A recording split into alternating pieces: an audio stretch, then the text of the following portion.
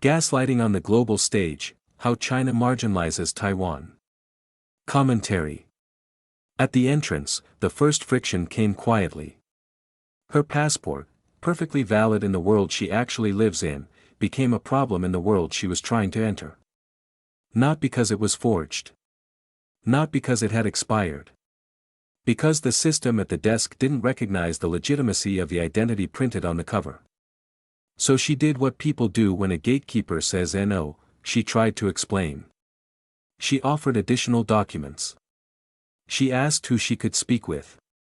She lowered her voice because raising it would only make her sound unreasonable.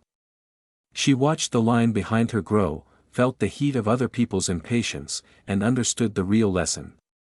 This wasn't a misunderstanding to be clarified. It was a reality to be enforced. That's the point of gaslighting in geopolitics. It doesn't require the lie to be persuasive. It only requires the lie to be operational. The House Select Committee on China titled its February 11 hearing, Lies, Lawfare, and Leverage, for a reason. Beijing's campaign to marginalize Taiwan is a layered way of changing the status quo through language, procedure, and coerced compliance, long before anyone hears a shot. Gaslighting, the American way. Most Americans don't need an academic definition of gaslighting to understand it. They've seen a version of it in everyday life.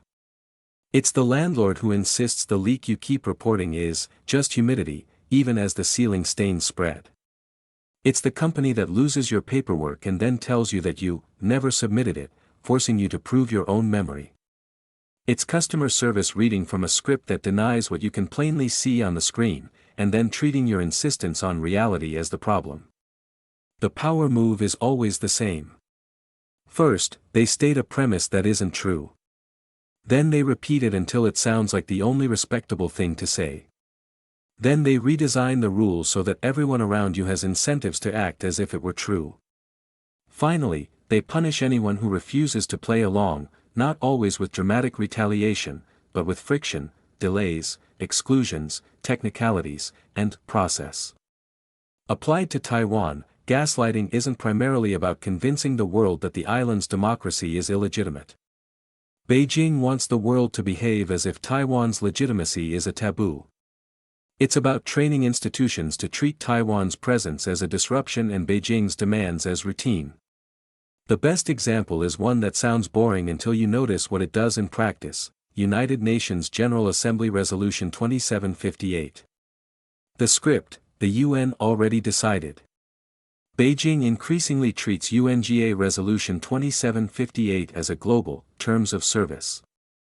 The claim is straightforward: the United Nations settled Taiwan's status decades ago. Taiwan is not a separate entity. Taiwan cannot participate meaningfully in the UN system. Any effort to include Taiwan is therefore illegitimate. The problem is that this goes well beyond what UNGA Resolution 2758 actually did.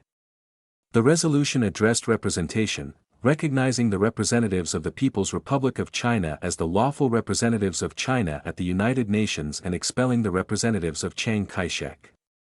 It does not, on its face, resolve Taiwan's political status. It does not mention Taiwan.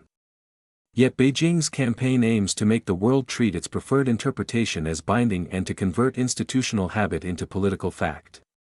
This is where gaslighting becomes more than rhetoric. Once a script becomes the default language of international organizations, it begins to govern what is normal. Staffers, conference planners, and officials don't need to personally endorse Beijing's theory. They only need to believe it is safer to follow the script than to question it. Then the lie stops being debated and starts being administered. The German Marshall Fund's legal analysis describes this as a persistent, multifaceted effort to secure international acceptance of Beijing's One China principle by leveraging pressure within the UN system and benefiting from acquiescence, misinterpretation, and a forum in which many states have limited incentive to pick a fight over Taiwan. The US government has been explicit about what is happening here. In March 2025, a State Department spokesperson described Beijing's intentional misuse and mischaracterization of UNGA Resolution 2758 as part of China's broader coercive effort to isolate Taiwan from the international community, stressing that the resolution puts no limits on countries' sovereign choices to engage substantively with Taiwan and does not preclude Taiwan's meaningful participation in the UN system and other multilateral fora. How enforcement happens without a single soldier. The power of Beijing's gaslighting of Taiwan lies in the paperwork. It is how international organizations quietly change the way they label Taiwan in documents, and what happens when conference organizers are told, off the record, that certain passports create problems.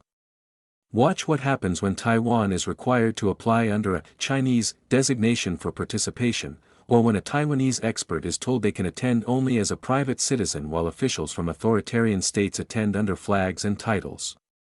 It's manufactured to look administrative, like compliance. It also creates a trap that Americans should recognize. When Taiwan objects, when it insists on being named correctly, represented fairly, and allowed to participate, Beijing portrays that insistence as provocation. The institution, eager to keep the peace, pressures the smaller party to be flexible. The victim is asked to be reasonable about their own erasure. The European Parliament has warned about this dynamic directly, condemning what it calls the PRC's misinterpretation of UNGA Resolution 2758 and linking it to continued provocations around Taiwan. The significance of this is that Beijing's narrative is now so aggressive and operational that it has forced democratic institutions to respond to the administrative fiction. The psychological effect, a democracy asked to doubt itself. Gaslighting targets the mind before it targets the map, a core concept of cognitive warfare. For Taiwan, the cumulative effect is not only diplomatic isolation. It is the slow, grinding suggestion that self-government is a temporary exception that polite people shouldn't mention too loudly. It is the experience of being treated as a problem in rooms where your expertise would otherwise be welcomed.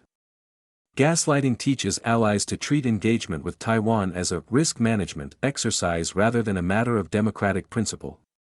It encourages a culture of euphemism. Don't say Taiwan, say the Taiwan issue. Don't describe coercion. Describe tensions. Don't contradict Beijing's narrative too directly. It might complicate a summit or invite retaliation. Taiwan becomes a story about complexity rather than a democracy facing coercion. This is why the February 11th hearing matters, even if many Americans will never watch the full proceedings. Naming the tactic matters. Gaslighting is not a slogan. It is an accurate description of how power can corrode reality within a rules-based system. What to do with a lie that has a budget. The policy answer to gaslighting is not a single press release or a clever phrase. It is a repeated, disciplined refusal to outsource reality to Beijing's script. Start with the basics. If Beijing is using UNGA Resolution 2758 as an all-purpose legal weapon, then democratic governments and institutions should say, plainly and consistently, what it does and does not do. The German Marshall Fund analysis argues that pushback must clarify the flaws in Beijing's legal arguments and resist acquiescence by UN entities. Institutions should demand transparency around agreements and practices that constrain Taiwan's nomenclature, access, and participation. Governments that support Taiwan's meaningful participation should treat exclusions as political acts, not technicalities. Most importantly, stop asking Taiwan to be quiet about its own existence. That habit is not diplomacy. It is conditioning. Taiwan's democracy does not need the world to make an ideological pledge. It needs the world to stop enforcing Beijing's fiction at the security desk.